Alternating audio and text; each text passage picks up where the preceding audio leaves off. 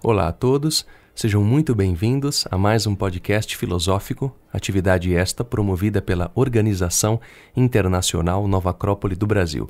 Para este podcast de hoje, nós temos a presença do professor José Roberto, da Nova Acrópole de Santana. Seja muito bem-vindo, José Roberto. Olá, Danilo, é um prazer estar aqui com você novamente e com todos aqueles que vão nos ouvir nesse podcast. Bem, pessoal, dando continuidade à nossa série de podcasts em virtude da Semana da Filosofia, lembrando, a Nova Acrópole promove anualmente a Semana da Filosofia, estamos no 13º ano, portanto, na 13ª edição desta Semana da Filosofia. E vamos continuar, evidentemente, falando sobre o filósofo Confúcio.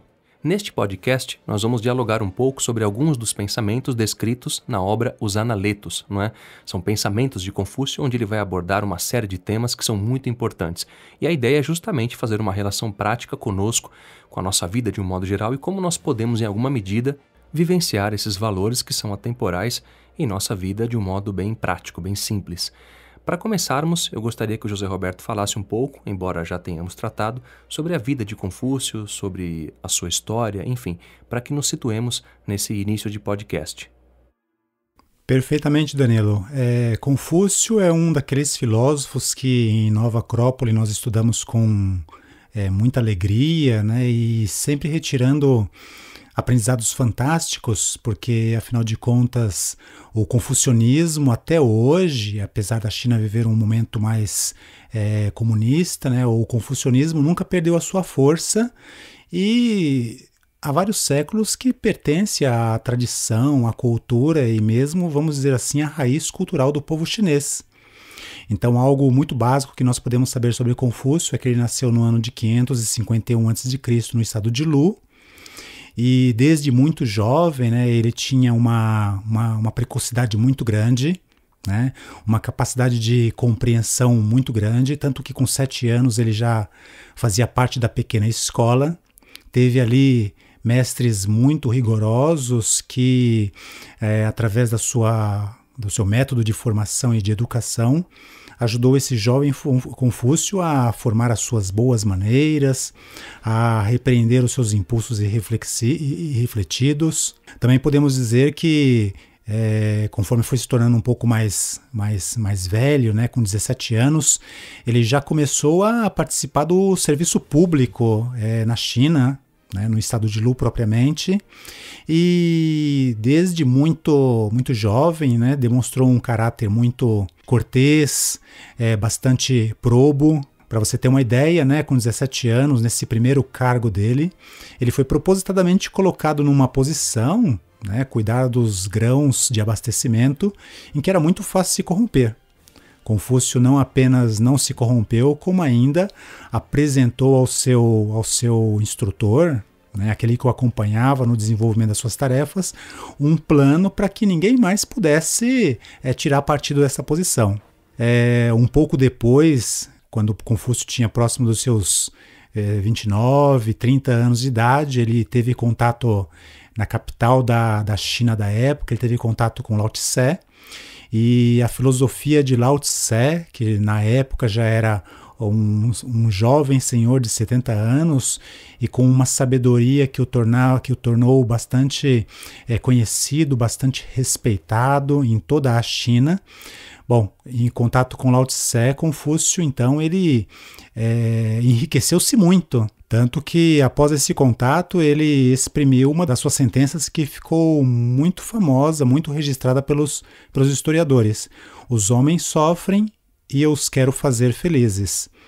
E quando ele voltou, então, para o estado de Lu, ele começou a desenvolver o seu plano. Ele aproximou-se mais do príncipe de Lu. Ele se tornou um conselheiro do príncipe de Lu.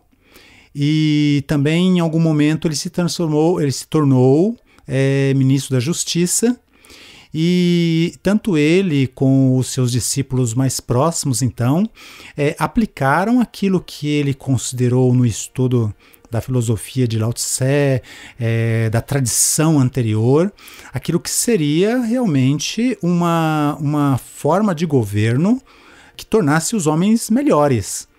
não apenas respeitadores da lei, mas capazes de compreender que o seguir a lei era uma espécie de elemento social que ajudava o homem a se ordenar, tanto socialmente como também individualmente.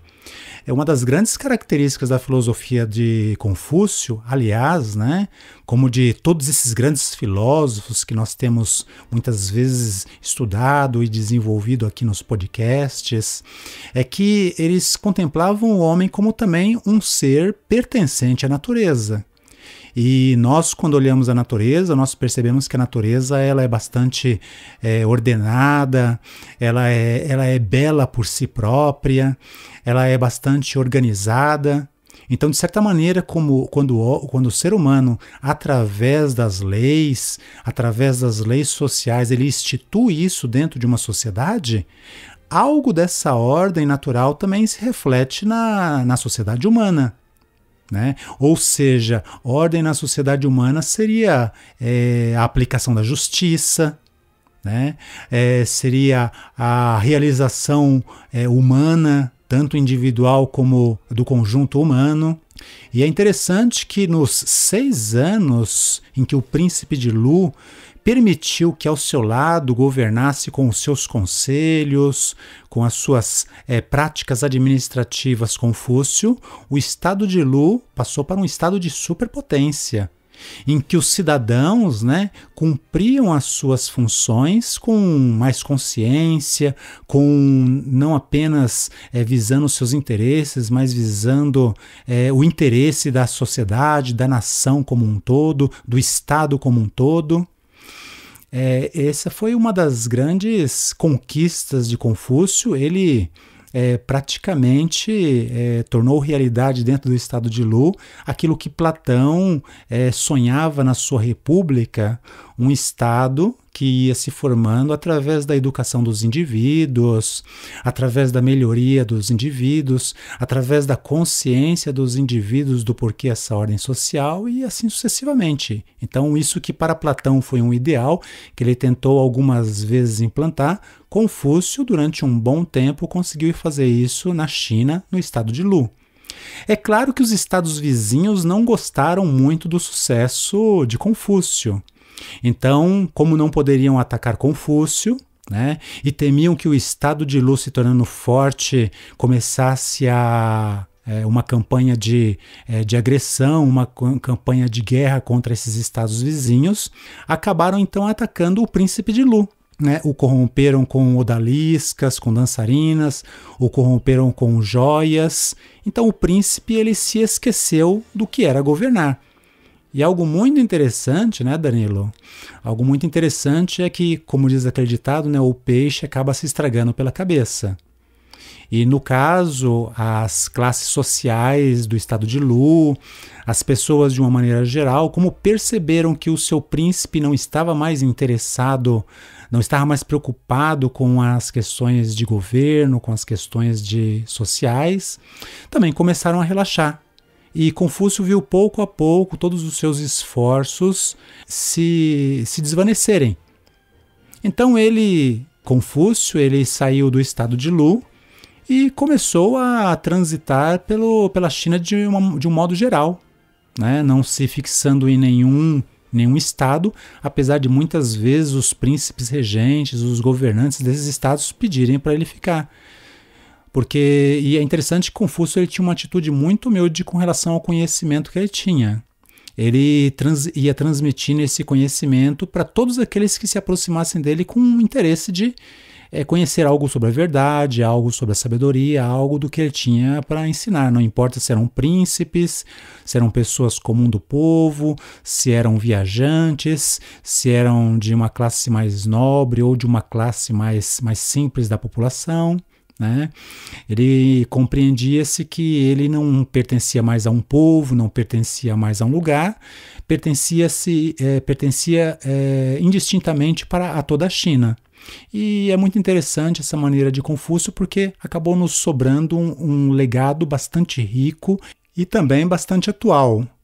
Bom, Confúcio tem algo muito interessante a respeito da morte de Confúcio, Dizem que no ano de 480 a.C., ele havia reunido os seus discípulos, né, e dito para eles de uma forma bastante enigmática que daqui a um ano ele iria falecer. Bom, os discípulos não entenderam, ou diante do carinho que eles tinham para o seu mestre, eles não quiseram entender. Mas quando em 479, quando tinha 73 anos, o mestre Confúcio faleceu, então eles se lembraram de que, com muita tranquilidade, um ano antes, Confúcio já havia anunciado a sua partida do seio deles.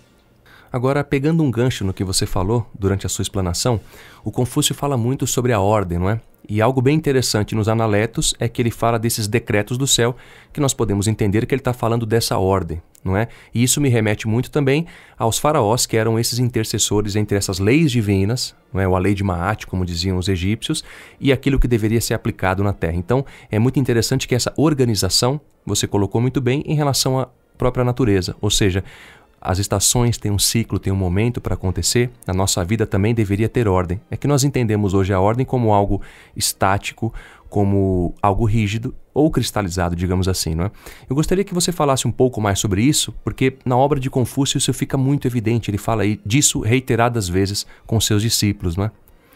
É muito bem lembrado, né, Danilo, essa questão da ordem, que nós vamos ver que na nossa atualidade a gente acaba dissociando a palavra da natureza, coisa que, como você bem mencionou, os egípcios, o próprio Confúcio, os antigos gregos, mesmo povos como os maias, os incas, os celtas, eles naturalmente colocavam o ser humano dentro da natureza, ou seja, a ordem, quando eles falavam, não era uma coisa de tipo militar, algo que cerceava a nossa liberdade. Eles colocavam isso como um canal de, vamos dizer assim, né, uma espécie de canal de energia, né, em que você se conecta com a natureza. Né? É como nós pensarmos num rio, por exemplo. Um rio, quando ele está em ordem, ele está dentro do seu leito, ele segue da sua fonte, vai crescendo, vai se desenvolvendo durante o caminho, vai alimentando a vida animal no seu interior, a vida dos animais que dependem das suas águas, vai alimentando a vida vegetal, possibilitando que exista desde a grama até os arbustos, até as árvores. O que é isso, né? Isso é uma força da natureza dentro de uma ordem, possibilitando crescimento, desenvolvimento, vida por onde quer que passe. Agora, Danilo, você consegue imaginar o que é um rio desordenado? Aí a gente vai falar de água parada, né? Isso vai gerar uma série de problemas. A desordem, então, ela geraria esses problemas. Exatamente. Não só água parada, mas imagina um rio saindo do seu leito. Né? Como às vezes a gente vê na cidade grande, né? Quando chove demais e como os rios estão muito poluídos, né? Estão quase que estagnados nos seus leitos, eles acabam transbordando e destruindo estradas ao seu redor, destruindo as casas das pessoas, causando muito transtorno na cidade. O que é isso? Né? É uma força da natureza, mas desordenada. Né? Não é que o rio seja ruim. Enquanto ele está dentro de uma ordem natural, ele está cumprindo a sua função de ser vivo e de transmitir vida. Mas quando um rio está desordenado, é como você colocou, ou as suas águas estão paradas, consequentemente não abriga nenhuma vida, ou então está transbordando da sua margem e causando destruição. Então, quando o Confúcio ele fala da ordem, né, ele fala de uma maneira de nós nos desenvolvermos dentro daquilo que é próprio da nossa condição como seres humanos. Não sermos uma força da natureza que causa destruição, que causa transtorno, mas pelo contrário, né, sermos forças da natureza que transborde vida, né, que transborde transformação do meio ambiente, uma transformação racional, uma transformação inteligente, Quer dizer, o ser humano, quer ele tenha consciência ou não, ele está na natureza. Quando ele canaliza isso, né, a sua ação é ordenada. Agora, quando ele perde isso de vista, né, que é muito do que nós vemos hoje na nossa sociedade, imperam injustiças, violências, guerras, conflitos, e até no nível individual também a gente começa a ter problemas, né, problemas familiares, problemas de relacionamento cotidiano. E é interessante, só pegando um gancho do que você mencionou, eu ia lhe perguntar justamente isso, né? Essa desordem, ela está ligada à justiça, a uma lei de harmonia, a uma lei do bom, do justo, belo, de como diria Platão. Ou seja, essa ordem, ela segue a essa lei de harmonia do universo. Então, me lembrou até a frase do Confúcio, onde ele mesmo diz isso, né? Ou seja, se o indivíduo vai mal, a família vai mal. Se a família vai mal, o condado vai mal. Se o condado vai mal, o estado vai mal e tudo vai mal. Então essa ordem, segundo Confúcio, nós podemos compreender que ela começa no micro e vai para o macro? Seria essa a concepção que ele tem? É essa perfeita compreensão, Danilo. É interessante que, junto com essa máxima que você colocou muito bem, né, existe uma outra, até que eu retirei do próprio Analectos, em que Confúcio diz o seguinte: ainda não vi ninguém que ame a virtude tanto quanto ama a beleza. Né? Ainda não vi ninguém que ama a virtude tanto quanto ama a beleza. Justamente porque ele considera, assim como todos os grandes filósofos, alguns dos que a gente já mencionou, como Platão, outros como Sócrates, considera que o ser humano, para se ordenar conforme a natureza, ele tem que saber quem é. Né?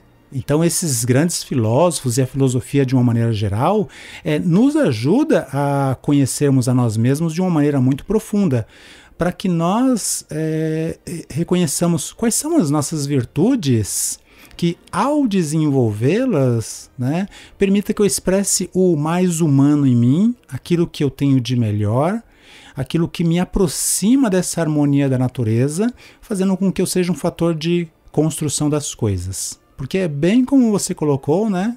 Conforme você, nessa sentença que você mesmo mencionou. Eu preciso estar muito bem internamente comigo para estar bem na minha família, né? E assim sucessivamente. Para que, me reunindo a outras pessoas que também busquem isso, nós possamos trabalhar por uma sociedade que seja mais humana, né? Que tenha mais capacidade de ir resolvendo os seus conflitos de uma maneira muito harmônica, digamos assim.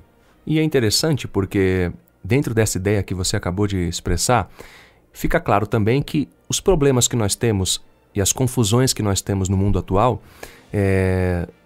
elas vêm justamente em função da não compreensão dessas leis, dessa ordem, como diria Confúcio, desse caminho de virtude e de valores, porque aí nós vamos atacar ou querer resolver os efeitos dos problemas e não vamos nos atentar para as causas profundas, porque nós imaginamos que esses problemas que existem no mundo, esses enfrentamentos quase que em todas as áreas da humanidade, eles vêm do nada, ou seja, surge do nada, e nada surge do nada. As questões têm uma razão de ser, e é interessante que o Confúcio vem trazer essa lucidez para nos atentarmos para o interior, em função de que nos melhoremos fora, né? Tudo isso começa dentro também, porque não é uma questão só de estrutura governamental, social e etc, não é? Exatamente. Na verdade, o que nós vemos fora é sempre um reflexo do que o ser humano tem dentro. Né? Se nós estamos numa casa em que os entes da família se conversam, se entendem, se respeitam, apesar das diferenças de idade, apesar das diferenças de sexo, a família vai adiante, né? Mas se, pelo contrário, apesar das diferenças, as pessoas ainda não se respeitam, né? Não há tolerância, então a casa toda vai mal, e vai mal na economia, vai mal na distribuição das tarefas e assim sucessivamente. Evidentemente, porque se nós pararmos para pensar de uma maneira bem prática, dentro de uma residência é um microestado. Ali vai gerar uma economia, ali vai gerar uma política nas relações sociais, ali vai gerar beleza também, a arte, a estética dentro da casa, tudo isso faz parte de um micro-universo. Sim. Exatamente, Danilo. E a gente vê ali esse exemplo que nós citamos, né? Nos dá para perceber o que é uma família em ordem e o que é uma família desordenada. Né? São os mesmos componentes, são as mesmas forças, a força do pai ou a força das crianças, né? Ou seja, é um pequeno exemplo da força da natureza, mas é descontrolada e atuando de qualquer maneira. Isso até me faz pensar aqui aliás, me faz lembrar de uma das sentenças que eu separei para essa nossa conversa, né? Por sua natureza, os homens são próximos. A educação é que os afasta. Então, a gente vê isso muito presente em toda a tradição filosófica clássica desses grandes filósofos, né? Confúcio, quando ele governava, né, ele não se considerava simplesmente um governante, ele se considerava principalmente um educador. Então as suas leis sociais eram leis muito duras, que a princípio a classe nobre não compreendeu, que a princípio até os povos que ele se dispôs a dirigir não compreendeu, mas depois que os resultados foram aparecendo, foram compreendendo o porquê dessas leis. Né? Para a construção de um momento de harmonia, para a construção de uma verdadeira liberdade, para a construção de uma verdadeira felicidade que não privilegiava somente uma classe, mas que privilegiava toda a sociedade de uma maneira geral. Então, nós vamos ver grandes filósofos, né, colocarem muito essa questão da harmonia individual humana na questão da educação, né? Não apenas uma educação, digamos assim, intelectual, não apenas uma educação informativa, mas principalmente uma educação formativa, com vistas à formação e desenvolvimento do verdadeiro potencial do ser humano. Um potencial que ele possa muito claro e muito simplesmente colocar nas coisas da sua vida, na sua relação com a família, na sua relação com o trabalho, na sua relação de consciência como cidadão. É interessante que o que você coloca dentro da visão do Confúcio, tudo está ligado, né? As coisas não estão separadas, né? E me veio só mais um exemplo em relação a essa questão de um governo ou de ordem, né? Essas ordens das leis da natureza, das verdadeiras leis humanas, não é? E, aliás, dessas leis atemporais da vida, em que nós podemos pensar no seguinte, né? Um carro bem governado, ele não vai colidir. Um carro mal governado vai colidir com algo, evidentemente. Um avião, a mesma coisa. Um avião com muitas pessoas que colide gera danos à vida de muitas pessoas. Então é muito importante ter claro essa questão do governo, de uma boa educação, de uma boa condução. E aí eu gostaria que você falasse um pouco disso também dentro da ideia de Confúcio, porque ele fala muito da educação, do governo, e como é que seria isso? Porque nós imaginamos que governar é simplesmente conduzir as coisas de qualquer maneira. Segundo Confúcio, não é dessa forma, não é? Exatamente, Danilo. E até mesmo Platão, né, num livro dele chamado As Leis, Platão diz que o legislador tem que ser competente para observar como funcionam as coisas no céu e, através da sua competência como legislador, aplicar isso como leis que as pessoas entendam para a sociedade humana. Confúcio, ele vai também pelo mesmo caminho. E é muito interessante, né, Danilo, que é isso mesmo. Para esses antigos povos, né, governo não era simplesmente uma capacidade, uma função administrativa. Governo para eles era principalmente uma questão pedagógica.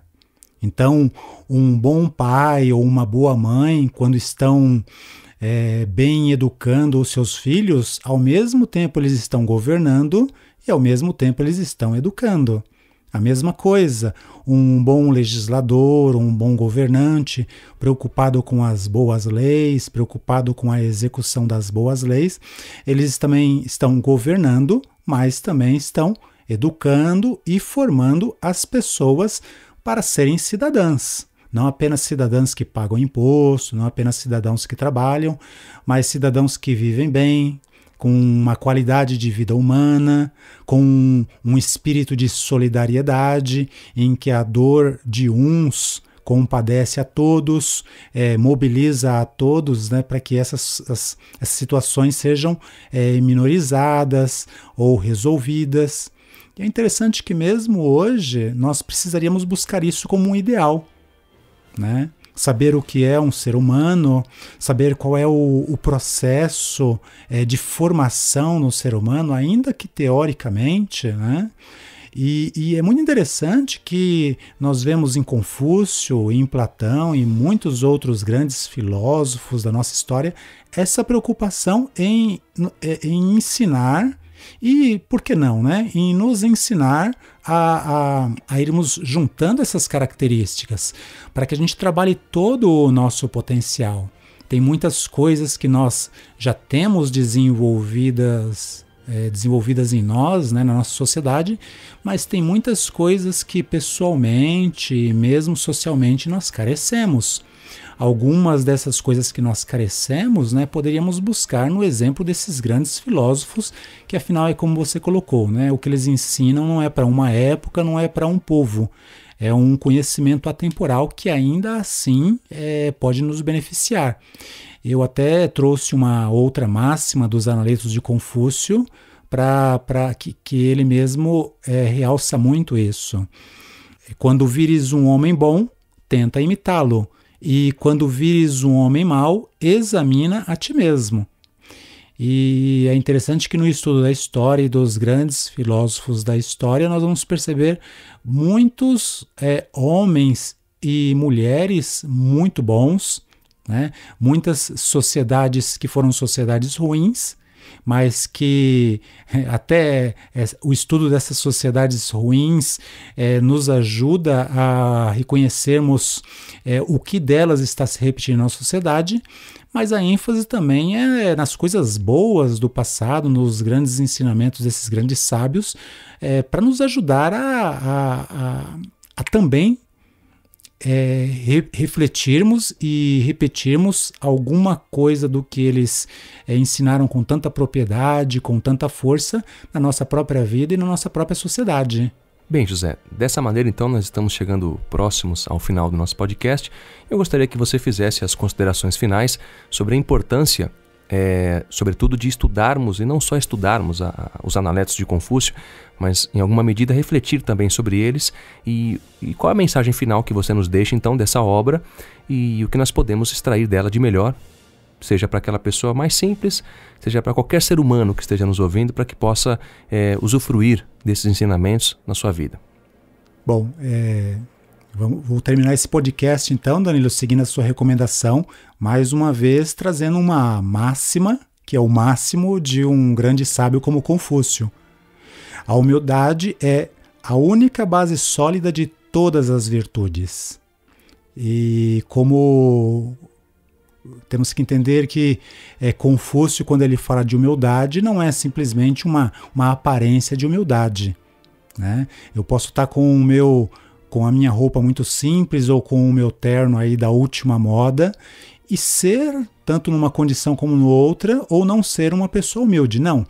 Ele está se referindo a uma humildade de reconhecermos aquilo que sabemos, né? Sabendo o que sabemos, e aquilo que não sabemos e ter muito claro que não sabemos, né? Nós percebemos que na nossa sociedade hoje muitas coisas estão nos faltando, né? Talvez porque, como ensinam esses grandes mestres, dentro de nós mesmos alguma dessas coisas fundamentais, né, que dignificam a vida do ser humano também estejam faltando. Então, a humildade da qual fala Confúcio é simplesmente essa admissão de que nos faltam ainda muitas virtudes, né? Virtudes pessoais, virtudes individuais, virtudes sociais e virtudes humanas, e que a aproximação de um grande mestre como foi Confúcio ou muitos outros da tradição clássica, filosófica, humana, nos ajuda a conscientizarmos isso e a querermos experimentar isso, para sermos homens e mulheres melhores e para podermos aí construir uma sociedade que não seja somente nova, mas também melhor. José Roberto, muito obrigado pela explanação. Dessa maneira encerramos então o nosso podcast e, claro, seja sempre muito bem-vindo. É um prazer estar aqui com você e todos que nos ouvem, Danilo, e vamos aproveitar mais essa Semana da Filosofia. Bem, pessoal, e para aqueles que queiram nos contatar, podem fazê-lo através do e-mail podcast@nova-acropole.org.br.